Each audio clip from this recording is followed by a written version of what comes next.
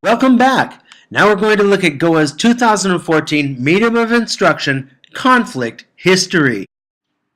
This will be a long video, but it's necessary to really understand Goa's 2014 conflict, and you'll be a better culturist for having watched it. Endure, soldier!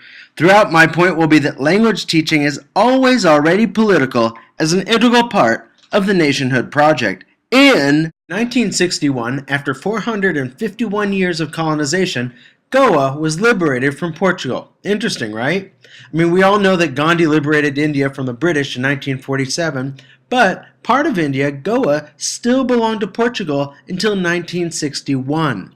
And that's why 27% of the population of Goa is Catholic. And that is also why I put liberated in quotes, because the Catholics didn't think they were liberated. They thought they were colonized by the Indians. They like Catholic rule. Many Goans are moving to Portugal, and they don't want to be part of a Hindu nation. Still, Goa is 27% Catholic, and that's what makes it special.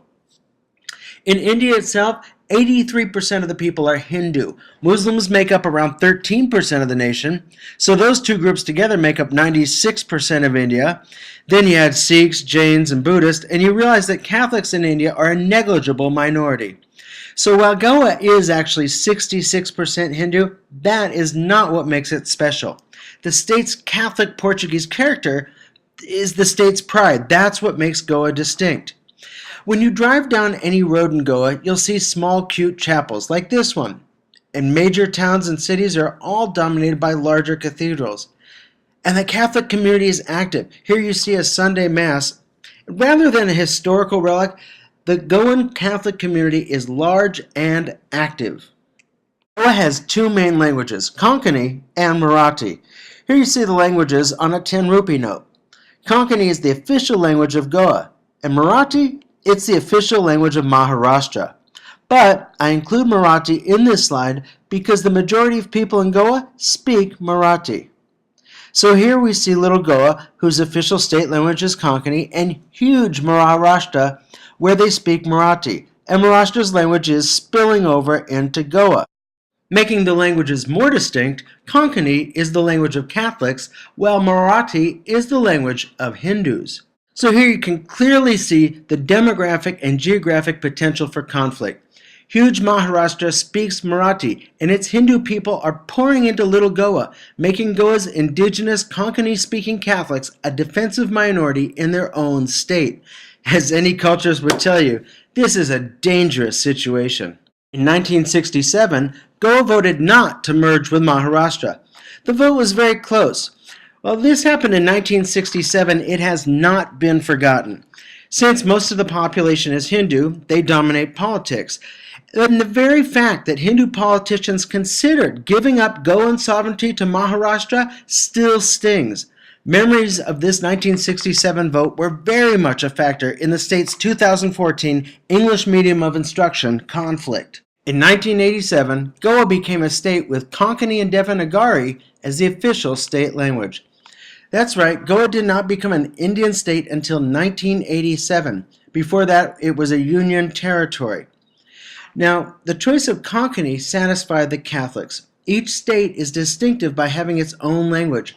After the 1967 vote, the Catholics would not allow Marathi, the neighboring state's language, to become Goa's official language. So Konkani was chosen to make the Catholics happy. But the idea of having Devanagari was done to make the Hindus happy. If we look closely at this slide, we see that Konkani and Marathi on this 10 rupee note look very similar. That's because they're both written in the Devanagari script, the Devanagari letters. Devanagari is the script in which Hindi is written. Thus, if you write in Devanagari, it ties you to the Indian national language. It's also the script in which Sanskrit is written. So in writing Devanagari, it ties you to the Indian religion, Hinduism.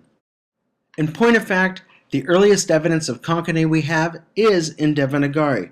But after 451 years of Portuguese colonization, no one writes Konkani in the Devanagari script anymore. Due to their long immersion in all things Portuguese, Konkani is commonly written in Roman letters, as English is. But Hindus still want Catholics to write in Konkani and Devanagari to tie them to India. So in making Konkani the official state language, the Catholics were happy. In making it in Devanagari, the Hindus were happy. Of course, all of this goes to show you that language teaching is always already political as an integral part of the nationhood project.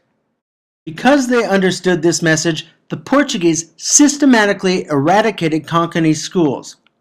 The Portuguese understood that if people wrote Konkani, especially with Devanagari as their script, they would not be able to communicate, relate, or bond with Portugal. A linguistic gap would separate the colonizer from the colonized. So again, they systematically eradicated Konkani schools. Now this is important. Upon liberation, the Catholics, now severed from Portugal, were the only ones with the infrastructure to create a school system. They looked around and noted the culturist maxim that culture follows power. And since English was the dominant global business language, they decided that all Catholic schools would teach in English. So, upon liberation, Catholics set up schools with English language as the medium of instruction. So now we have the sides of Goa's 2014 medium of instruction conflict.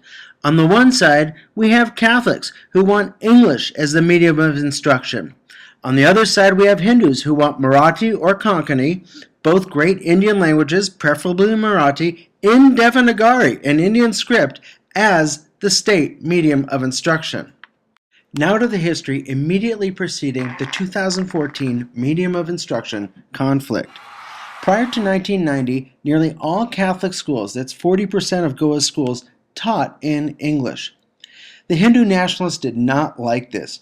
Remember, Goa became a state in 1987, and in 1990 the Hindu nationalists passed a law saying that as of 1991, primary school instruction had to be either in Marathi or Konkani in Devanagari script to receive government grants. Catholic schools immediately abandoned English for Konkani and Devanagari. This was difficult. They had to train many of their teachers to write in Devanagari. They wrote in Roman script. But they had no choice. The government grants pay for teachers' salaries. As India is a very poor country, these costs couldn't just be passed on to the students. To stay open, as per the law, the Catholic schools had to switch back to Konkani. But slowly since, many Catholic primary schools went back to English, and the politicians, they just ignored it. By 2011, 24% of Goa's schools, largely Catholic, used English as the medium of instruction and still got government grants. This lasted up until 2011 when the Catholics got sick of hiding. They said, hey, many of us speak English at home. It's our mother tongue. And we are Goans. We teach Goa's children. And we demand to get government grants just like all other schools. They organized and they marched. And in 2011, the government agreed to Catholic protesters' demands that their English language medium of instruction schools get grants. And immediately upon this ruling, overnight, 135 Catholic schools switched over to English. Now a little math. Prior to 2011, 24% of Goa's schools were teaching in English already. If you add the 135 Catholic schools that switched to English, we get 32%.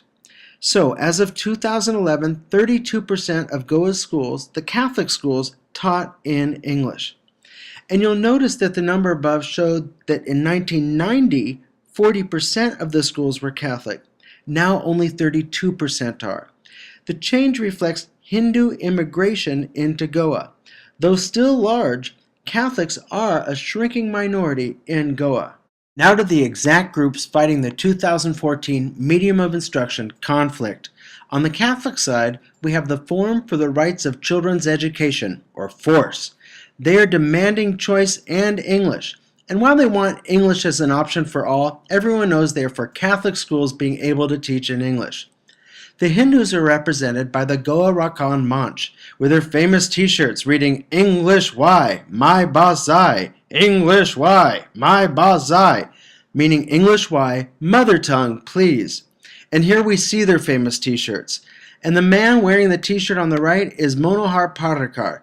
He was the Goan Manch's candidate for the Chief Minister of Goa in the 2012 elections. He ran on the platform that when elected he would rescind the 2011 laws saying Catholic schools could get grants for English and turn all back to Konkani or Marathi in the Devanagari script. Here's a news summary of what we've seen so far. Enjoy.